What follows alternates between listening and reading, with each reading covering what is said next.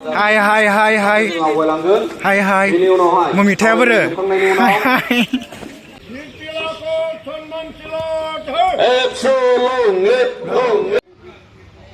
Hello everyone, welcome back to my YouTube channel. So नोंथांमोनखौ आंनि चेनेलाव बरायबाय ओमफ्राय दा दिनैहाय All BODO Student Unionनि बार्थडे आरो जोनोम सान दिनै बे बोसोरजों माने 56 years जाबाय 1967 निफ्राय दासिम 2023 सिम ओमफ्राय दा बिनिनो बार्थडे मा होनो सेलिब्रेसन पिपलाथिक बरायहोनो नागिरदों आरो नोंथांमोनहा जुदि गोसो गुदुंबा नायलांदो जोबजासिम नाय अननानै लोगोफोर दा रेडि जाखाजोब्बाय आरो ओमफ्राय माबाखौ पिपलाखौ बरायहोथ'वाखै ओमफ्राय जोंना सारफोरखौ फैना दंफैयो दा बे बिरहोगोन खोमा सारफोरखौ दतमा दख'रा दुलाराय बर' फरायसा आफादनि बोसोनगिरि सार आरो बे हाबाफारियाव सफैनो हानाय लोगोफोर दा बिरहोनो थाखाय थागथियारि जादों आरो बिरहोथ'वाखै लोगोसे 1 2 3 संसाराव गोजोन सुदेम बारा बारलांथों आफा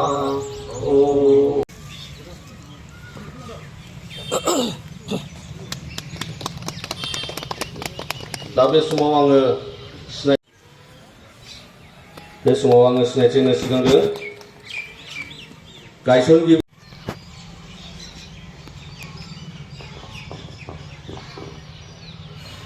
नैबेयो दतमा दुलाराय अल बड' स्टुडेन्ट इउनियननि माने प्रेसिडेन्ट आरो नैबेयो सेक्रेटारि जाहैबाय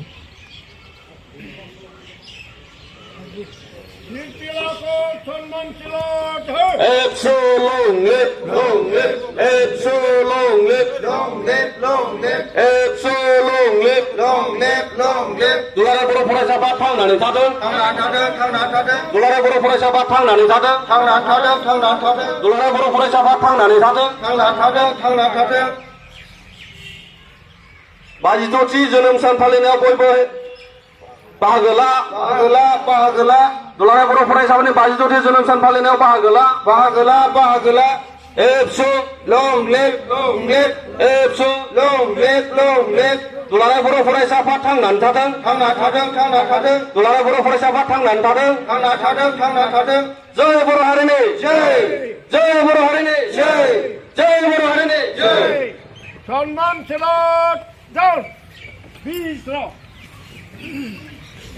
दुलाराय बर' फरायसा आफादनि 52थि जोनोम सानजों लोब्बा लाखिनानै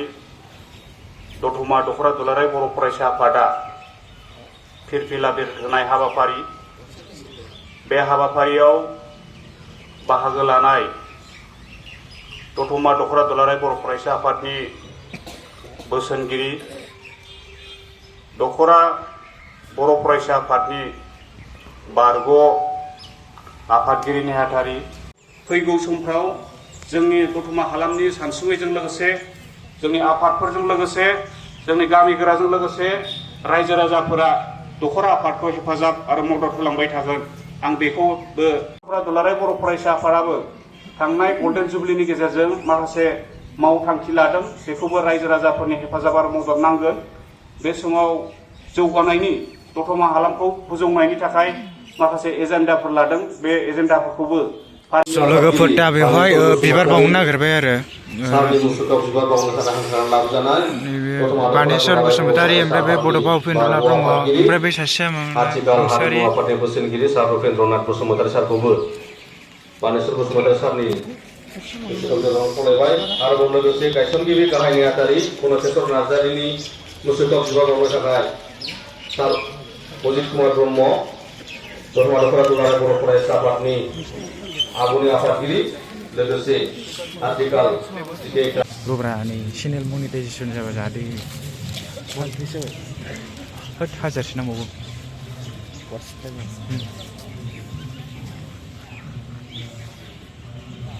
2000 जानोसै स' गाइस ओमफ्राय नै मा होननांगौ लोगोखौनो नांसिगोन खारबावबाय बिदि नङाब्रा बिरखां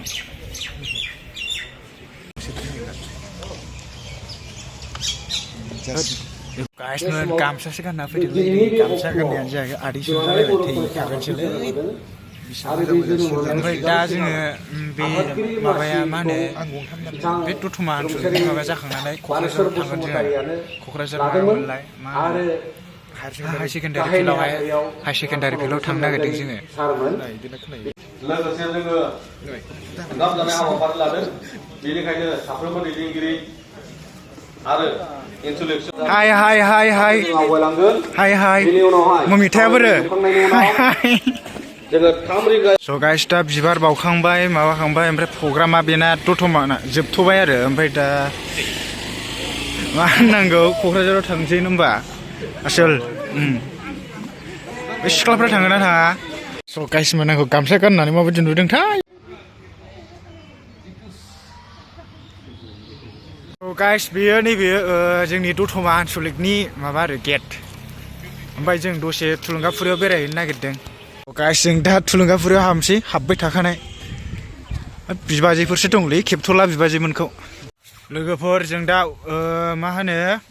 थुलुंगाफुरियाव हाबबाय आरो ओमफ्राय नै बे मा होनो बड'फा उपेन्द्रनाथनि मुसुखा एसे मोजां देखायनां सिगाङावबो आं हाबनानै देखायखांखाबाय थेवबो देखायबावनोसै आङो लोगोफोर गामसा गाननानै माबायदि नुखोब्रा एसे खोन्थाहरदोब्रा ओमफ्राय नै आर'नाइबो लाबावदोंमोन जों क'क्राझाराव थांनो मा होनोमोनलाय एसे साखाफारा जादों आरो दा ओमफ्राय नैबावहाय दसे ओरैनो बेरायला फैथ'बाय खाथिखासो नालाय लोगोफोर नैबेयो बड'फा उपेन्द्रनाथ ब्रह्मखौ फबनाय जायगा आरो बेवहायनो फबदोंमोन अपेन टप होनो सिगां आं भिडिअ'आव देखायखांखाबाय सोरबा नुवाखैबा चेनेलाव हाबनानै नायलाहै लोगोफोर दा भिडिअ'खौ बेखिनियाव फोजोबसै ओमफ्राय नोंसोरथ' थुलुंगाफुरिखौ नुखानाय ना मिथिखायो ओमफ्राय जाय मिथियाखै नुफेराखै बेयो आंनि चेनेलाव हाबदो नायहैदो एसे माबा बेरायलाहैदो आंनि चेनेलाव अब्ला नुगोन ओमफ्राय जों दा क'क्राझाराव थांनो नागिरदों क'क्राझारनि भिडिअ'खौ एक्सट्रा खालामसै आङो दिनै मा होनोमोनलाय अल बड' स्टुडेन्ट इउनियननि बार्थडे नालाय दा बे 2023 सिम माबा जाहैबाय 56 इयार्स जाहैबाय दा क'क्राझारावहाय गिदिर खालामदों बेहाय खुंदों आरो ओमफ्राय बेयाव थांनो नागिरदों जों नैबे दतमा आन्चलिकआवहाय खुंखांबाय दा नोंथांमोनहा मोजां मोनदोंबा भिडिअ'खौ लाइक खालामदो कमेन्ट खालामदो ओमफ्राय नेक्स्ट बिनि उनाव आं क'क्राझाराव थांनाय भिडिअ' खालामबावगोन आरो बेखौ एक्सट्रा हंगारसै आं स' लोगोफोर थेंक इउ फर वाचिं बाय जोंना लोगोआ माबा बाय होननो नागिरदोंमोन होनस्लाबनो हायाखै हेल' बाय लोगोफोर बाय